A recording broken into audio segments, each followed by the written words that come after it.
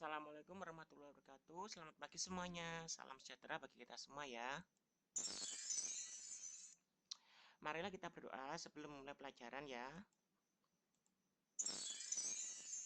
Baiklah anak-anak, sebelum kita mulai belajar, agar tidak terkena spam, jangan lupa subscribe, like, dan share.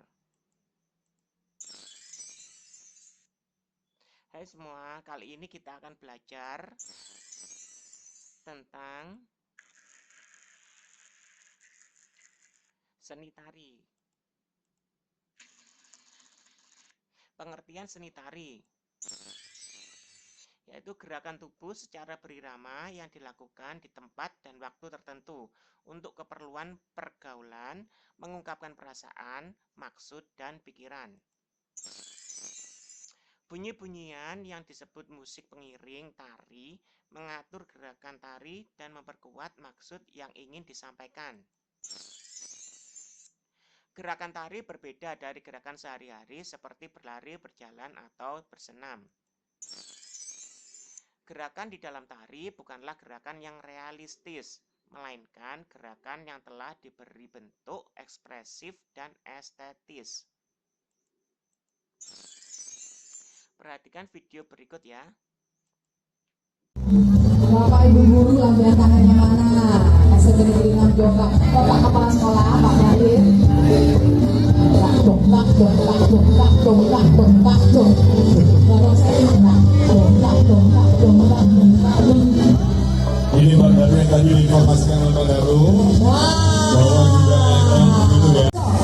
Indonesia. Wow, luar biasa keren sekali ya.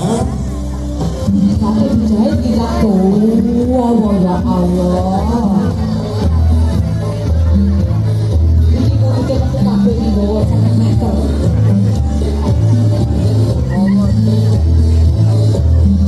Ayo ditarik, Ya. ayo lempar ditarik, ayo mundur, lari mundur, ayo mundur, lari mundur. Oh, ini berarti Jawa banget ya. Buang, betul buang ya. Iya. Pak Daru kalau sembunyi di dalamnya nggak kelihatan nanti di sana ya.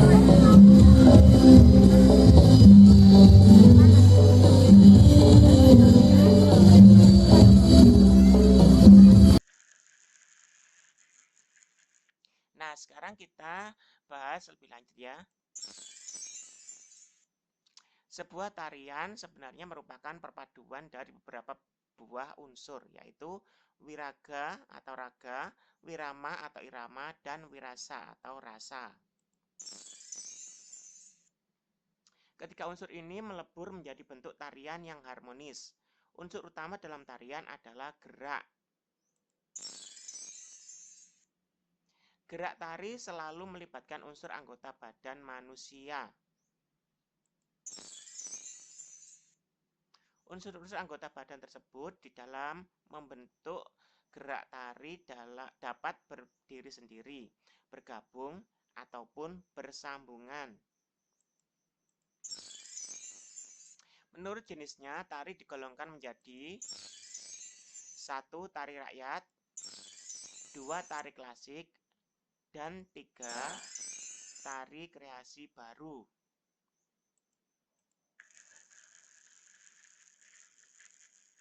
Sedangkan berdasarkan koreografinya dibedakan menjadi 1. Tari tunggal atau solo. Diperagakan oleh seorang penari, baik laki-laki maupun perempuan. Contohnya tari golek dari Jawa Tengah.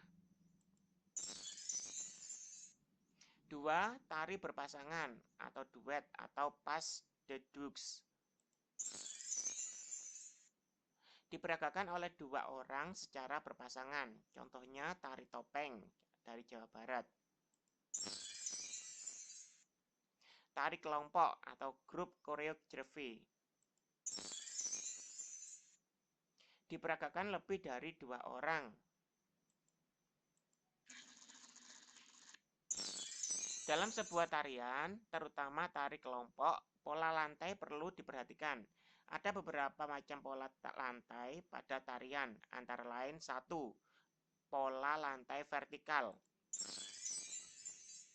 yaitu pada pola lantai ini penari membentuk garis vertikal, yaitu garis lurus dari depan ke belakang atau sebaliknya. 2. Pola lantai horizontal. Pada pola lantai ini penari berbaris membentuk garis lurus ke samping. 3. Pola lantai diagonal. Pada pola lantai ini penari berbaris membentuk garis menyudut ke kanan atau ke kiri.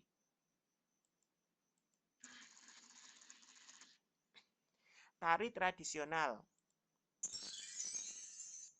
merupakan sebuah bentuk tarian yang sudah lama ada. Tarian ini diwariskan secara turun-temurun.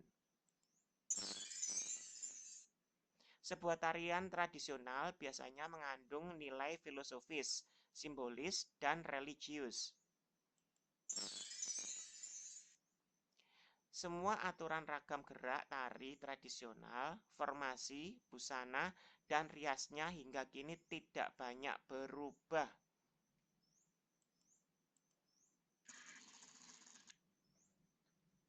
Tari tradisional dibedakan menjadi tari tradisional klasik. 2. Tari tradisional kerakyatan. 3. Tari kreasi baru. 4. Tari kontemporer. Tari tradisional klasik dikembangkan oleh para penari kalangan bangsawan istana. Aturan tarian biasanya baku atau tidak boleh diubah lagi. Gerakannya anggun dan busananya cenderung mewah. Fungsinya sebagai sarana upacara adat atau penyambutan tamu kehormatan. Contohnya tari topeng Kelana dari Jawa Barat, Bedoyo Serimpi Jawa Tengah, Sanghyang dari Bali, Pakarena dan Pajaga dari Sulawesi Selatan. Tari tradisional kerakyatan berkembang di kalangan rakyat biasa. Gerakannya cenderung mudah ditarikan bersama juga iringan musiknya. Busananya relatif sederhana. Sering ditarikan pada saat perayaan sebagai tari pergaulan. Contoh, Jaipongan dari Jawa Barat, tari payung dari Melayu, tari lilin dari Sumatera Barat. Tari kreasi baru merupakan tarian yang lepas dari standar tari yang baku. Dirancang menurut kreasi penata tari sesuai dengan situasi kondisi dengan tetap memelihara nilai artistiknya. Tari kreasi baru baik sebagai penampilan utama maupun sebagai tarian latar, sehingga hingga kini terus berkembang dengan iringan musik yang bervariasi, sehingga muncul istilah tari modern. Tari kreasi dibedakan menjadi 2, yaitu 1. Tari kreasi baru berpolakan tradisi. Garapannya dilandasi oleh kaidah-kaidah tari tradisi, baik dalam koreografi, musik atau karawitan, rias, dan busana, maupun tata teknik pentasnya. Walaupun ada pengembangan tidak menghilangkan esensi ketradisiannya. 2. Tari kreasi baru tidak berpolakan tradisi atau non-tradisi. Garapannya melepaskan diri dari pola-pola tradisi, baik dalam hal koreografi, musik, rias, dan busana, maupun tata teknik pentasnya.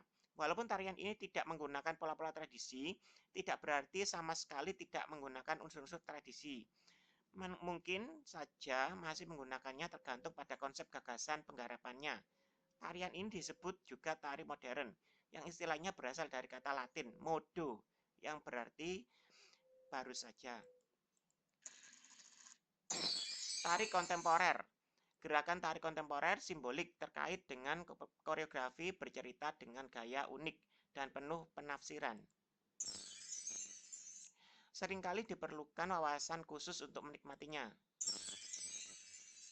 Iringan yang dipakai juga banyak yang tidak lazim, sebagai lagu dari yang sederhana hingga menggunakan program musik komputer seperti Fruity Loops. Kuis. Jawablah pertanyaan di bawah ini pada kolom komentar dengan menuliskan nama, kelas, nomor absen. 1. Ada berapakah macam pola lantai pada tarian? 2. Ada berapakah tari kreasi?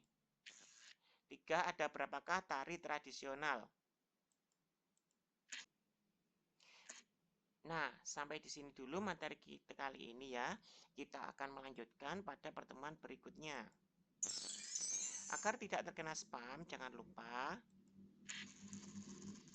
subscribe, like, share. Terima kasih. Wassalamualaikum warahmatullahi wabarakatuh.